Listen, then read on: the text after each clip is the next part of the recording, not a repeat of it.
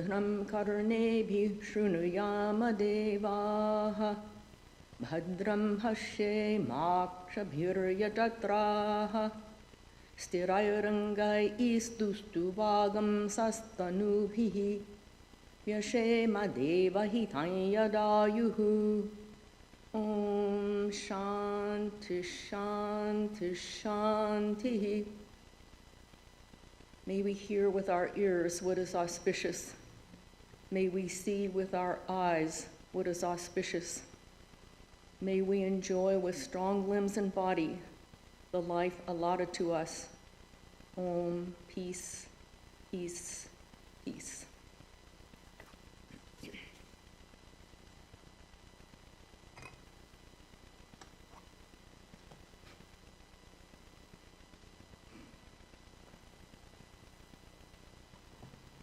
Our subject this morning is worship the living God. The idea of service in Vedanta is not a new one, and it can be traced to some of our ancient scriptures, such as the Rig Veda and the Yajurveda. And later we can find references in the Puranas, especially the Bhagavad Gita. As many of you know, the Bhagavad Gita is actually the manual for doing work as a spiritual service. But Swami Vivekananda's slant of service to humanity with a spiritual motive is in a way an original contribution. He has actually given us a new paradigm. He not only reinterpreted the old teachings to suit the times, but in addition, he creatively presented the idea of looking upon humankind as divine and serving everyone as worship, as a means for individual growth and for the benefit of others.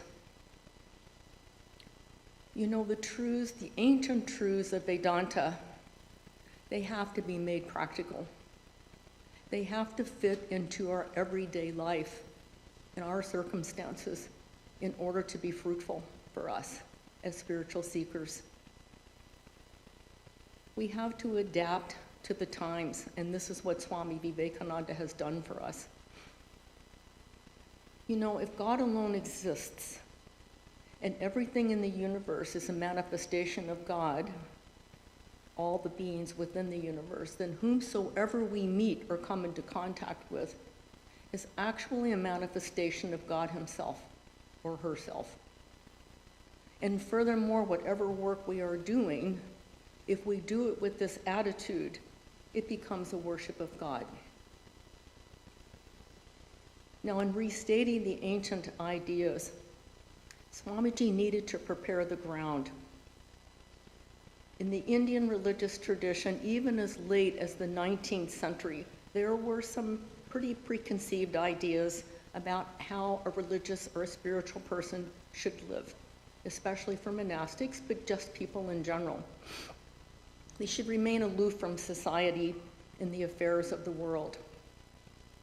And furthermore, there was like a stereotypic austere way of life that was associated with being spiritual that did not quite fit in to what we would think of as a normal course of life.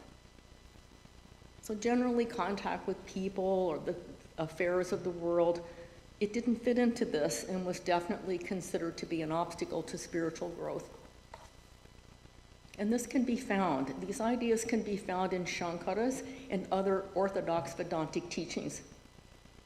But I feel that as much as we admire our ancient acharyas, Shankaracharya lived in the 8th century.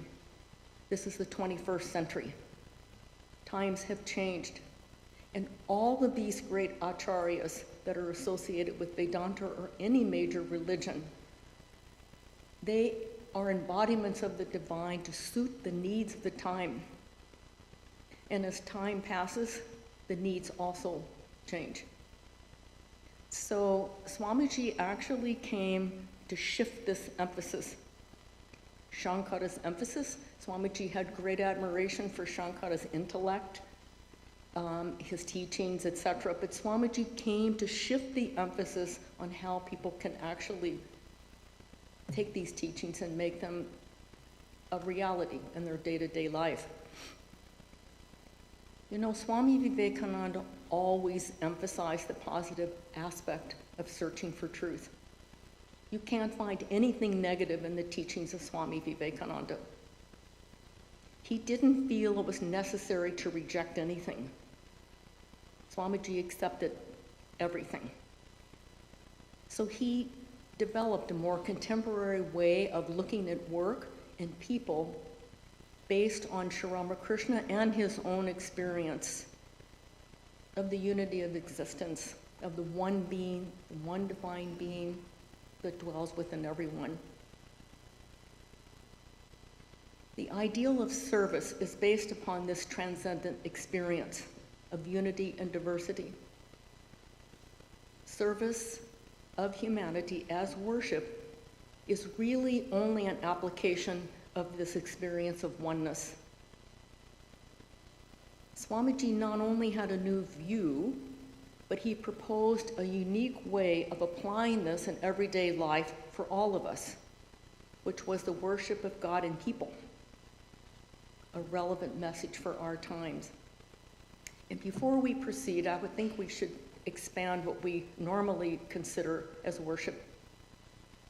We need to extend the meaning of worship. You know, normally we think of worship in all religions as some sort of an official, it's an adoration for the divine, for a deity, a saint, or a holy person. It's usually within certain parameters, and we offer flowers, or we offer light, we offer incense. All of these are very valid and wonderful practices. This is one form of worship. In Swamiji's definition of the worship of the divine and man as a spiritual practice is a different type of worship, which we will see as we go along. One of the main things that Swamiji introduced in his idea of service to humanity was to demonstrate in his own life how this ideal could be made practical. And the first thing he did was to establish the Ramakrishna Order, with its twin organizations, the Ramakrishna Mutt and the Ramakrishna Mission, as sort of a central point for the dissemination of these ideas. Atmano mokshartam jagatithaya cha, for one's own liberation and for the uplift or the benefit of humankind. Now, Swamiji artfully shaped this message in a way that fully involves society and people from all walks of life. He did not exclude any segment of society or any person. And in doing so, I think we can say he was fulfilling a need for the modern age, which was a response to the time spirit. This being the age of humankind, the idea of worship of God and humanity fit in perfectly. Swami Vivekananda was deeply interested in anything to do with people. Wherever he found human excellence, in whatever field, he admired it.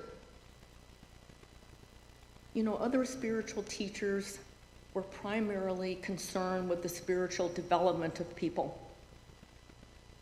Swami Vivekananda was interested in all-round development. He considered the totality of life and experience as worthy of attention. And he wanted each individual to reach his or her full potential by developing and using natural-born talents and abilities along with what they learned through education for the benefit of others through unselfish work. He himself was a wonderful example of this. Now, Swamiji primarily, of course, was a spiritual teacher, but he was also a teacher of dharma. And he was interested in the material well-being of people, as we know from his experience in India. You know, we're all in different stages of evolution, all of us. We're on different rungs of the ladder in our struggle to reach a higher form of existence. So we have different needs. None of us have the same needs. My need won't be your need's not her need or his need. We all have different needs. Now, Swami Vivekananda never denied those needs. He basically wanted to lift people up from where they were because he felt that a person should become the best possible person that they can be. So wherever he found a person, he wanted to lift him or her up to reach their fullest potential and move them on. That's one of the main differences between Swami Vivekananda and other spiritual teachers. Now, one of the reasons that Swamiji speaks so much about strength, if you read Swami Vivekananda's works, his letters, etc., you can see there's a few themes that run through Swamiji's works. And one of those themes is strength. Another theme is fearlessness. Swamiji recognized that individuals needed strength and courage to manifest their own divinity. You know, we can't see outside of us what we don't have inside of us. So in order to see the divinity in others, we have to see it in ourselves first. Excuse me.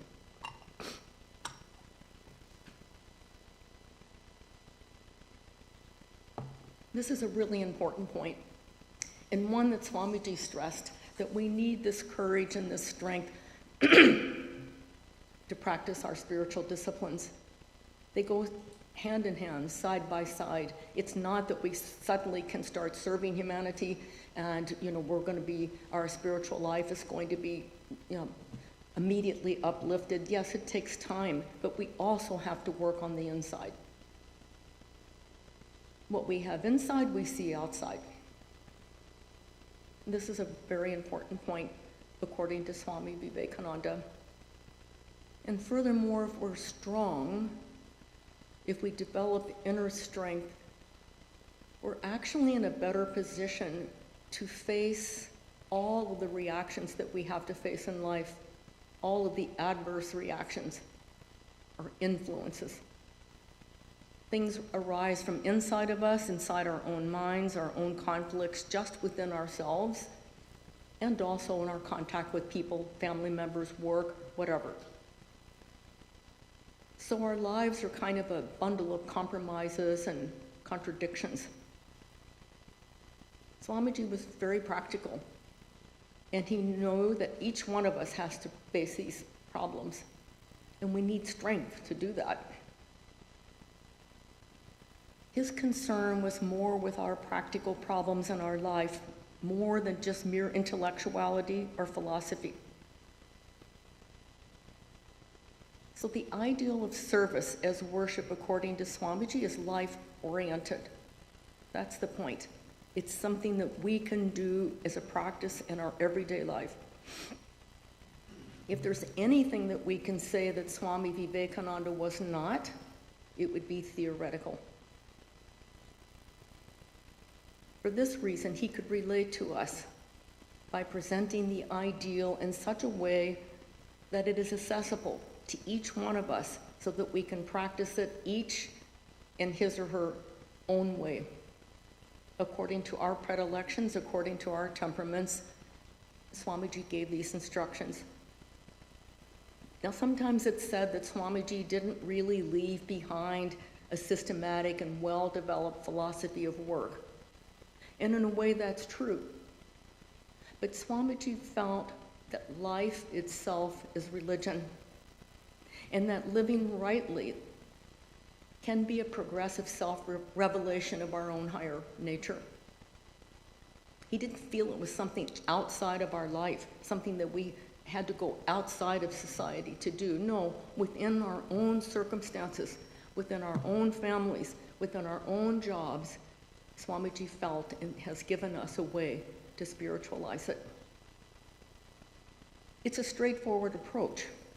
It doesn't need a long, complicated philosophy.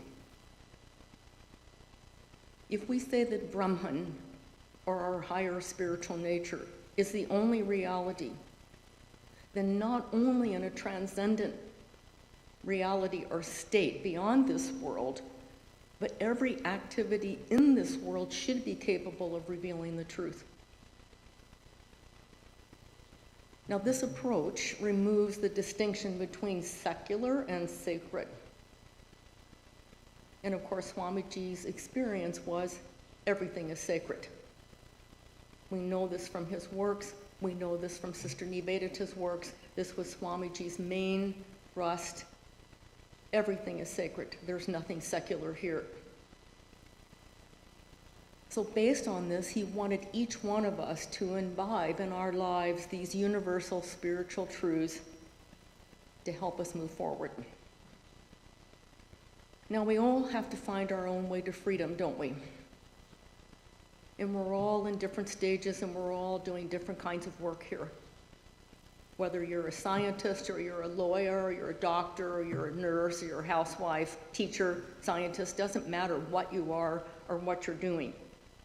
But somehow we have to figure out, without changing our circumstances, without changing our work, we have to figure out how to spiritualize it by changing our attitude toward the work we're doing. And that's what Karma Yoga is all about, the change of attitude. When we study Swami Vivekananda's Karma Yoga, we find that they're based on this integral vision of the sacredness of everything. We can say it's kind of the applied science of how to do work, which forms the basis of the ideal of service as worship. You know, Karma Yoga is a technique, we can say, for the development of the mind. It's actually a mental discipline. So service done in the spirit of Karma Yoga is the spiritual discipline which can convey ordinary work. It can actually convert ordinary work into a means for spiritual advancement. When you do work for others, or when you serve others with this spirit, you actually are purifying your own heart. It's actually beneficial to the person performing the action. Swamiji says, as you work in this spirit, you slowly begin to feel the truth that the spiritual essence within yourself is actually pervading all beings. It's a very profound statement. So how do we go about converting work into worship? What's the practical means for doing this? You know, as in all spiritual practices, there are certain mental conditions that are necessary to accomplish this. And Sri Krishna in the Bhagavad Gita had such a high regard for Karma Yoga that in the 10th chapter of the Gita, he considered Karma Yoga to be Buddhi Yoga. So what do we mean by Buddhi Yoga? So put simply, it means we have to develop our power of discrimination. Now, we all use our power of discrimination in our everyday lives. But buddhi is the higher faculty. It's a higher manifestation of this faculty of discrimination. This is the English word that's often associated with buddhi. So in order to develop that, how to go about doing that? Well, we can put it very simply. You know, to have a keen sense of discrimination, we have to have a correct measure of things. And how do we have a correct measure of things in our lives or the world around us? We have to evaluate everything in terms of whether it's eternal, whether it's unchanging, imperishable, it's infinite, as opposed to something that's transitory, passing. It doesn't last until tomorrow. This is how the Gita describes it. So when a person exercises their discrimination, they always use this as the gold standard. Is this something that's absolutely eternal? It's imperishable, it doesn't change, it's undivided, it's infinite? Or is it something that changes? You know, life is fluid. And we often get stuck someplace in our life because we consider things as static. We think things will never change. But as we go through life, we get more experiences, we begin to realize more and more that life is extremely fluid. Nothing stays the same, not even for 2 minutes together if you look closely. So this is one of the primary things about discrimination. Learn to look at things in this way no matter what it is. It would actually relieve a great deal of mental tension that we have. The other thing is a person needs to have a very strong moral sense. What to do and what not to do. How many times we make mistakes simply because we don't pause and take this into consideration? Is this something beneficial for myself, beneficial for someone else, or is it just some selfish interest? So these two things I think are very important in thinking about discrimination as opposed to just the textbook definition of what discrimination is. Think of it in terms of your life and the decisions that you have to make. It's very important. So the effort here in the practice of discrimination is always to try to bring our ordinary mind, which in Vedanta describes the ordinary mind as vacillating, vibrating, not staying focused, constantly moving, shifting, weighing pros and cons, this and that. That's the ordinary mind. It's the buddhi that actually is the determinative faculty. It's the buddhi that says, no, I should do this, not that. I should take up this course of action, not that course of action. So we all strive in our practice to somehow bring our ordinary mind that vacillates constantly. You know how your mind vacillates, just watch it. We get used to living kind of on autopilot and kind of in an unconscious state. But when you actually try to meditate or you try to quiet the mind, then you know what the mind really is. So we try to bring it slowly, slowly through practice under the control of this higher faculty. Besides discrimination, another practice that's recommended for trying to convert work into worship is detachment. And detachment has kind of a bad name in a sense because it's often thought of as a negative practice, which is not true. Detachment is a positive practice. You know, it's trying to redirect our energy away from our limited self and expand it into the infinite. By simply separating ourselves to some extent from work or even from people in the sense of our reactions to different individuals, before we know it, we get entangled in this huge web. If we're a little detached, this is an inner practice, not an outside practice, an inner practice. If we can learn to separate ourselves to some extent from our actions and from our interactions with others, we will learn how to react positively. We will learn how to make purposeful decisions. Well, detachment is enormously helpful. Even in ordinary life, it's helpful because it helps us separate ourselves to some extent in our relationships with other people, in our work, etc., in our relationships with our boss or whoever. If we're slightly separated, we don't get entangled into this huge mess where we cannot extricate ourselves. So the amount of detachment is very important.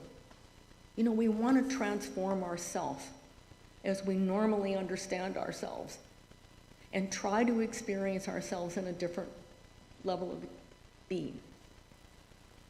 We all know, you know, day-to-day life, we know I'm so-and-so, and I have this job, and I'm like this, and my personality's like that, and I'm so tall, and so on and so forth.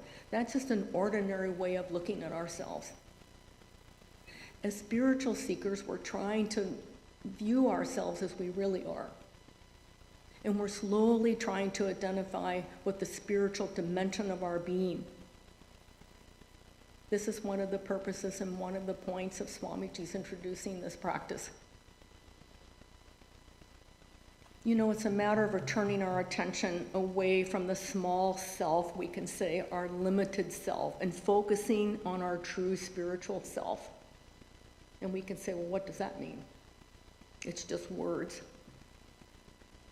But the fact is, we have faith in what the rishis, what the sages, what the ancient and modern both, our spiritual masters who have experienced the spiritual dimension of their being, which is the same as the spiritual dimension of our being, they've actually experienced that. If one person can experience it, we can all experience it because it's our true nature.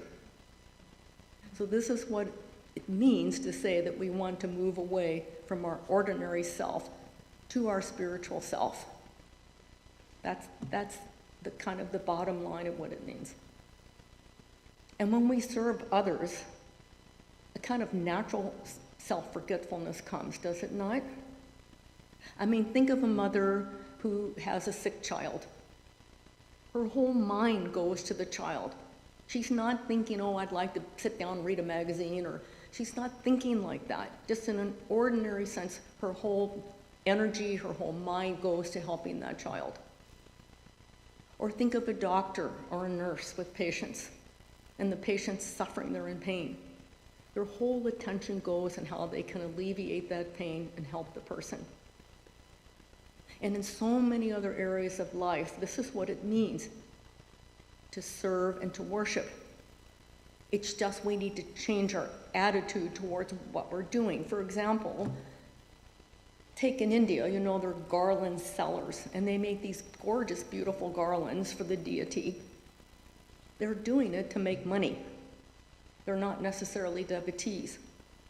But a devotee or a worshiper, say of Lord Vishnu or Lord Shiva, comes and purchases that garland, and they use it in their own personal puja as an act of devotion. There's a difference in the attitude there. This is what we mean by changing our attitude. The garland seller, he may be a great devotee, but he may not be. He may just be very artistic, and he can arrange the flowers beautifully. He makes a nice garland, and he sells that garland, and he makes money. Someone else uses that garland in the worship of God. So it's a difference of attitude. Through service, we learn to loosen the ego's grip. We're so invested, our ego is very invested in whatever we do, whatever we think, whatever we say. The ego's number one. And there again, ego is kind of a word, but what does it mean? It means our own self-identification. We come into this world, we don't know where we came from. We're born in some family, we're given some name, we're educated, born in a particular religious tradition. We don't have any choice about that. We find ourselves in particular situations, and over time, we build up an identification with ourselves, and we say, I'm Frank Smith, or I'm Mary Brown, or I'm so-and-so. That's just a relative, ephemeral identification. It's not our true identification. So Vedanta always makes this distinction between these two. So karma yoga is the method that helps us to extricate ourselves from this entanglement and action. It's the intelligent way to act. It's something like, you pull an electrical cord out of the wall, and the potential for electricity is still there, but when you pull the cord out, then what happens? Okay, so then the clock stops, and your computer turns off, and your phone stops charging, etc. So in the same way, when we disconnect the ego from our action, we get the result. Unselfish work is work that's done without the thought of self. It's pretty simple. If we say we're selfless, it's self minus the self. This is selfless action. Does it mean we don't act? No, we act. But we don't have the contamination of selfishness or a personal gain or something to be gained by that. We try to disconnect ourselves from our work in that way. It's a mental attitude. So we are instructed, yes, we should throw ourselves into our work wholeheartedly. But the Gita, Sri Krishna always says we should not try to claim the results. Now that's a hard one because we feel like even the Gita says even a fool wouldn't do any work if they don't expect some result. But what is the result you're expecting? That's the point. If you're expecting something particular from the job that you're doing, according to the Gita, that's a bondage. We need to wish or expect a higher result. And in the Gita, this is called dexterity in action. And the Sanskrit is yoga karmasu kaushalam. It means being extremely dexterous in work. You know, there are different mental attitudes for this detachment in work. For spiritual seekers we're talking about now. I mean, some seekers will work and they will say, I'm not the doer, it's nature that's working, so on. And that way they try to disconnect their ego. Some people think of it as, I'm offering everything to my chosen idea of God or goddess. It's the Lord within me that's working. And some people take a karma yoga attitude and say, it's just for the sake of the work that I'm doing. I have no interest in, success or failure or gain or loss. But the point is, all of these are mental approaches, and they're stressing the same thing just in different language and using different concepts, that's all. But the point is, we want to try to disconnect ourselves. Swami Vivekananda said the greatest benefactors of humanity have been those who were without thought of self. And we can think of quite a few of those. Think of Mahatma Gandhi. In our country, think of Abraham Lincoln, Martin Luther King. There are many examples that we can think of in different countries. Viktor Frankl, so many people who actually had the interest in other people, unselfish service, and no thought for themselves or their personal gain or loss. It's rare, but we can find many instances of it. So we can say our most effective work is when we can let go of our storyline and leave our self-interest behind. And just do it work for the work's sake. So we need to focus on the divine within ourselves and not on our egotistic self or what we're gaining from that. Now the third mental condition for converting work into worship, besides discrimination and detachment, we can call it as aspiration. And aspiration is like the conscious goal behind all actions. So aspiration involves our motive for doing something. I aspire to be a doctor. I aspire to be a great scientist. So I have a motive for my action. And the motive is determined by my attitude. These things are all connected. So what actually makes karma, we can say, our work, yoga, is the spirit behind the work. That's what I'm trying to get at. It's the attitude with which something is done, which purifies the mind, not the act itself. So these three, we can call them mental conditions. This discrimination, trying to be detached, separating ourselves, and our aspiration, our motive, our attitude. These are all necessary to convert ordinary work, which we all have to do, into a worship for a means for our spiritual advancement. Now, there are also some subsidiary benefits to practicing karma yoga through service. It provides a creative outlet for channeling energy in socially useful ways. This is a very positive side of karma yoga. You know, in our private practice, we may even forget our spiritual ideal, we may forget the Lord and so on. But when we're serving someone else, we at least have the advantage, hopefully, that someone else has benefited. And another advantage here is that when we work, our shortcomings are drawn to our attention. Our ego is rubbed. You know, we can go through our whole life not recognizing or at least denying or whatever we want to do the sides of our nature that maybe aren't so pleasant or aren't so helpful for our growth. But a spiritual seeker is bold.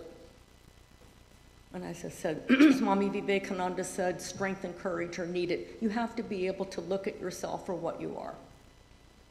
And none of us are perfect, or we wouldn't be here.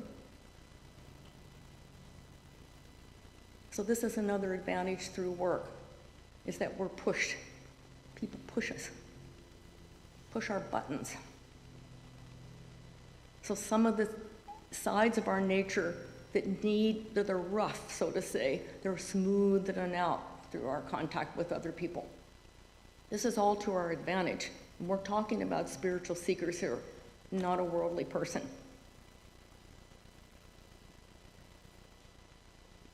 The other thing I think that we have to remember in our spiritual endeavors is that when we engage in some activity which doesn't have anything to do with our spiritual life, we become part-time spiritual seekers.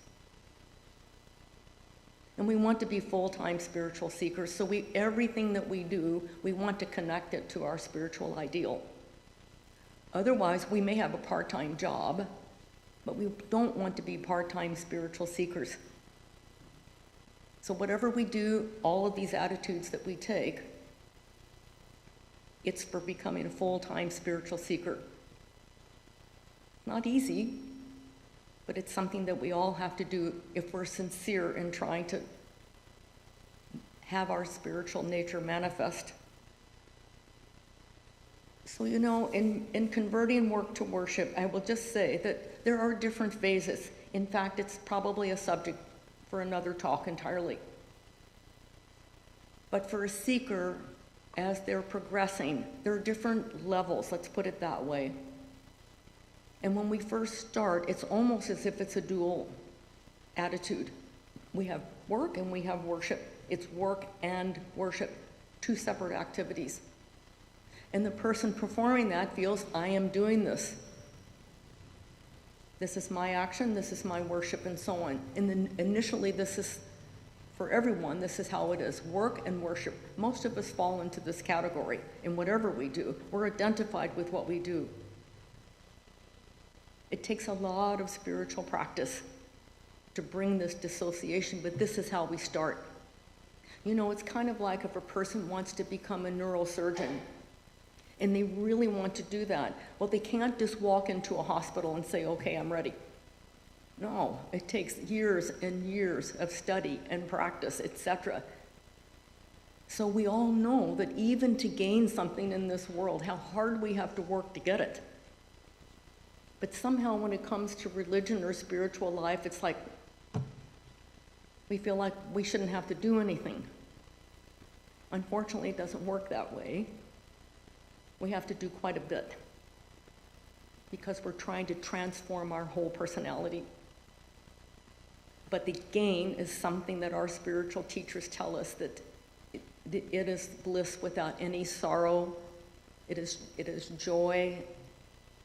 It's something that 100% we want to go after, because everything else here is going to die, it's going to perish, it's going to change. Look at the world today. It's not the same as it was 10 years ago, 20 years ago. It won't be the same 5 years from now. So if we hook ourselves onto these transitory things, we can see where we're going. When we try to feel the presence of God within every being, then work can become worship. And every person has to figure this out according to their own temperament. Actually the worship of God is serving the living God. Swami Vivekananda wanted all of us to practice this and to ultimately realize our true self. So we have to serve, we can say, with the as-if principle. We serve as if we're actually receiving the Lord himself, and however we conceive of the Lord. Not necessarily as a person, maybe as a light, as consciousness, as joy. So when we're practicing as if, I'm disciplining my child as if I see the baby Krishna there and I take the proper action there. Or I'm a teacher and I try to perceive the divine there. This is an inward practice. Others on the outside, they don't know what your inner attitude is and your actions. But you will see that if you hold this attitude, those who you serve will respond in like kind. A change takes place within us when we change our mental attitude. And those around us feel that and respond in like manner. Swami Vivekananda said, you may build a temple in which to worship God. And that may be good. But a better one, a much higher one, already exists, the human body. If you can't worship God, the manifested God, how can you worship the unmanifest? After all, everywhere the same God. These are his forms before thee. Rejecting them, friend, where dost thou seek? So worship then is not just an action, it's an attitude. And as I said at the beginning, it is in this way that we are taking a different look at the meaning of the word worship. The actual feeling inside is the same. We have reverence. We develop reverence and respect, adoration, because we're worshiping not the individual, we're worshiping the Lord within that person. In the temple, of course, we worship these great saints, God-men, God-women, and we offer them whatever is beautiful. In the same way, we can do that with our fellow human beings. What our attitude is depends upon our conception of humankind. How do we think of others? We are divine, everyone is divine, so it's the thought that God is within everyone that makes our work or makes our service worship. It's the thought that accompanies the service that's important. Otherwise, certain actions alone would be conducive to our spiritual growth, and others would be a hindrance. Swami Vivekananda wanted to remove this outdated idea by substituting the broad ideal of considering service from both points of view, for my own liberation, for my own spiritual advancement, and for the benefit of others. Worship of God in whatever form he appears to us, by giving him or her whatever is needed. If we're serving in a soup kitchen, we're worshiping God through giving him food. If we're Doctors Without Borders, we're worshiping individuals with medicine to help them, regardless of their race or their religious affiliation. So in all of these ways, this is how we do this. And service, by the way, includes all type of action. It's physical, it can be mental, educational, cultural, and of course, spiritual service. We can send good thoughts. We can pray for others. We can wish them well and treat them with respect. Even in our current world and situation today, we can send positive thoughts to end war, to end violence, to end so many negative things that are in our society. What can we do? We feel helpless sometimes. No, we're not helpless. even sending positive thoughts and prayer has a tremendous effect. It's something we can all do for the benefit of humanity. So the type of service that we perform obviously depends on the need. And one final thing we can ask, is it possible to engage in social work? We often hear this question, which at the same time can lead us to our personal freedom. Yes, we can. However, Swamiji's ideal should not be equated with mere philanthropic humanism or charity. You know, ideal service is not merely a social ideal, but it's a spiritual ideal. I mean, society is part of it, it's just not whole of it. It's not the whole of it. So we can call it, if you wish, spiritual humanism. In Swamiji's ideal of service, the center is the divine within. The divine within an individual, and the circumference is God within the whole of humanity. Whereas in social service, the center is actually a human being, and society is the circumference. That's the difference. So we can say, is Swamiji's ideal humanity-centered or God-centered? Well, it's both. You know, the world is in need of all kinds of service. And there's a heightened awareness today of the worldwide needs, and there are hundreds of service organizations that are trying to fulfill these needs. Selfless service, if it's done with the right spirit, can solve many problems. And at the same time, it can help the seeker spiritually. And the service that's rendered is of a higher quality, as I've already explained, so it actually benefits the recipient. But we are cautioned not to bring the ideal down. And this is important. Instead of reconciling ideal with life, we have to elevate life to the ideal. That is why we are constantly reminded to check our attitude. Don't think of a person just as a material being. Don't think of your children just as my children, as material beings. If it's just personal-centered service, person-centered service, it becomes materialistic. There always should be a spiritual ideal, should be the guiding force behind all our actions. So service is really, Swamiji's service is actually rooted in higher principles. And that's necessary if it's to have a permanent value. If it's just based on ephemeral worldly values, it becomes a dead end, and as we know, burnout is the result. So Swamiji wanted to elevate all social movements into the realm of the sadhana for this very reason. And as I said in the beginning, Swamiji was interested in all of man, all-round development. Swamiji was interested. If our actions are done with this attitude, eventually our work actually becomes a worship. You know, in our sojourn on earth, we have to work to make our life meaningful. We're all searching for our meaning for life here. And we know that our life cannot, the meaning of our life cannot be fulfilled in just a materialistic end. It's something further than that.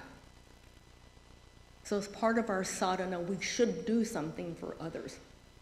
You know, Swamiji said, they alone who live for others. The rest are more dead than alive. You know, service obliterates the various boundaries that stand as hurdles in the expansion of consciousness. Swami Akhandananda, one of Sri Ramakrishna's disciples, remarked that by serving, the heart is purified. By serving, the heart expands. And by serving, we see oneself in all. It is this practice of the presence of God in all that makes service to men and women spiritual and converts humanity-centered service into God-centered sadhana. That's how it's done.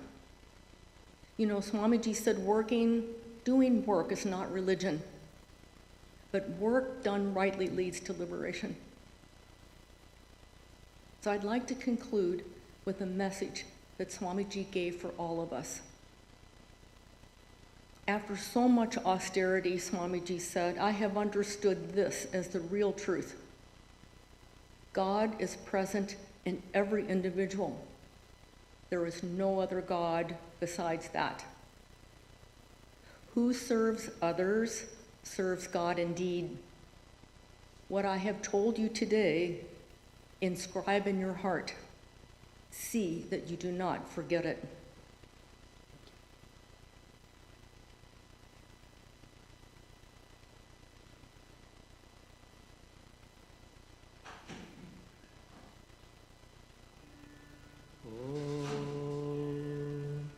स्वस्ति प्रजाभ्यः परिपालयन्तां न्यायेन मार्गेण महिं महिषाः गोब्राह्मणेभ्यः शुभमस्तु नित्यं लोकाः समस्ताः सुखिनो भवन्तु काले वर्षतु पर्जन्यः पृथिवी सस्यशालिनी देशोऽयं क्षोभरहितः ब्राह्मणाः सन्तु निर्भयाः ॐ सर्वे भवन्तु सुखिनः सर्वे सन्तु निरामयाः सर्वे भद्राणि पश्यन्तु मा कश्चित् दुःखभाग् भवेत् ॐ शन्नो मित्रः शं वरुणः शन्नो भवत्वर्यमा शन्न इन्द्रो बृहस्पतिः शन्नो विष्णुरुक्रमः नमो ब्रह्मणे नमस्ते वायो त्वमेव प्रत्यक्षं ब्रह्मासि त्वमेव प्रत्यक्षं ब्रह्म वदिष्यामि ऋतं वदिष्यामि सत्यं वदिष्यामि तन्मामवतु तद्वक्तारमवतु अवतु माम् अवतु वक्तारम् ॐ शान्ति शान्ति शान्तिः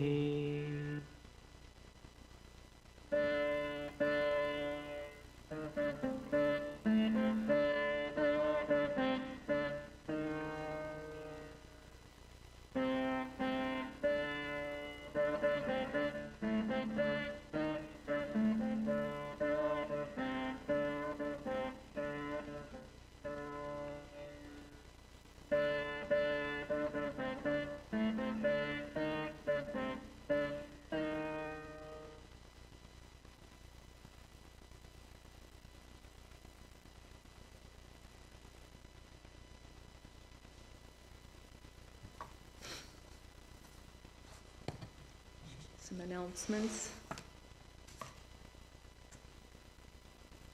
The subject for next Sunday is Swami Vivekananda as a student and a teacher. This talk will be given by Pravrajika Virajaprana, and it will be the last lecture before our summer recess. Childcare is provided during our Sunday lectures. On Sunday evenings, Swami Tattvamayananda holds an online class at 6 p.m. on the foundational text of Indian philosophy. The Zoom and YouTube links are available on our website's homepage, as well as in the monthly email bulletin. On Wednesday evenings, we have Vespers with meditation at 7:30 p.m. in this auditorium. On Friday evenings, Swami Tattvamayananda holds a scripture class at the Old Temple at 7:30 p.m. Please use the auditorium entrance on Filbert Street. Shankaracharya's Vivekajudamani is the current text for study. The class is also streamed.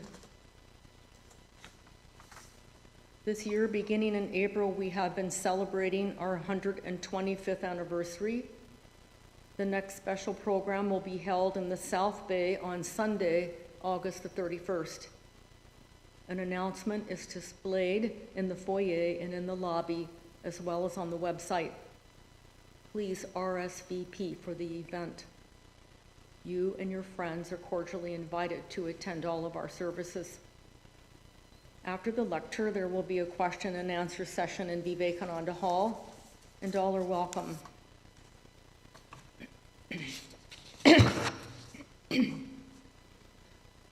Om Jo Shantirantariksham Shanti Prithvi Shantirapa Shantihi Oshadhaya Shantir Vanaspataya Shantir Vishwe Deva Shantir Brahma Shanti Sarvam Shanti Shantireva Shantihi Same Shantiredhi Om Shanti Shanti Shantihi.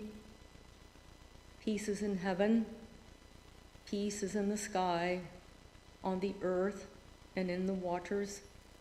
The herbs, the plants, and the trees are all full of peace. The gods are peaceful. Everything in the universe is pervaded by peace. May this eternal, universal peace enter our soul and being. Om, peace, peace, peace be unto us all and to all beings everywhere.